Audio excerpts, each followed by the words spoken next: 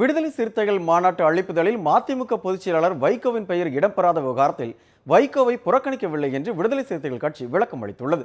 விடுதலை சிறுத்தைகள் கட்சியின் சார்பாக புதுச்சேரியில் வரும் 28ஆம் தேதி அரசியலமைப்பு சட்ட பாதுகாப்பு மாநாடு நடைபெற உள்ளது.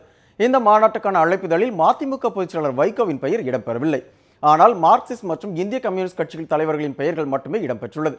இந்த விவகாரம் தமிழக அரசியலில் திடீர் பரபரப்பை ஏற்படுத்தியது.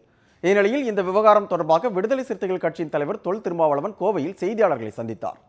அப்போது அவர் ரூபாய் நோட்டு விவகாரத்தால் அப்பாவி மக்கள் கடுமையாக பாதிக்கப்பட்டுள்ளதாக குற்றம் சாட்டினார்.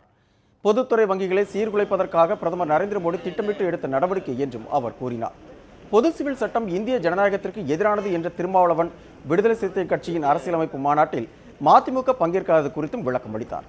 இந்த விவகாரத்தில் வைகோவை விடுதலை சிறுத்தைகள் கட்சி புறக்கணிக்கவில்லை என்றும் தொல் திருமாவளவன் கூறினார். பிரதமருடைய இந்த அறிவிப்பில் மதிமுகவுக்கு உடன்பாடு இல்லை. இடதுசாரிகளுக்கும் விடுதலை சிறுத்தைகளுக்கும் உடன்பாடு இருக்கிறது.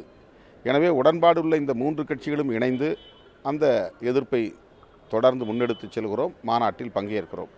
மதிமுக இதற்கு ஆதரவு தெரிவிக்கிற காரணத்தால் எங்களோடு இந்த மேடையில் பங்கேற்க இயலவில்லை. அவ்வளவுதான். கோவை விமான நிலையத்தில் செய்தியாளர்களின் கேள்விக்கு பதிலளித்து பேசிய திருமாவளவன் மக்கள் நல கூட்டணி நிரந்தரமானது அல்ல என்று கருத்து தெரிவித்தார். நிரந்தர அமைப்பு இல்லையே, அது ஒரு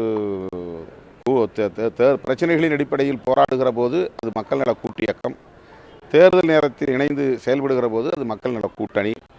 இப்படிப்பட்ட கூட்டமைப்பு அல்லது கூட்டு இயக்கம் என்பது எப்போதுமே நிரந்தரமானதாக இருக்க முடியாது.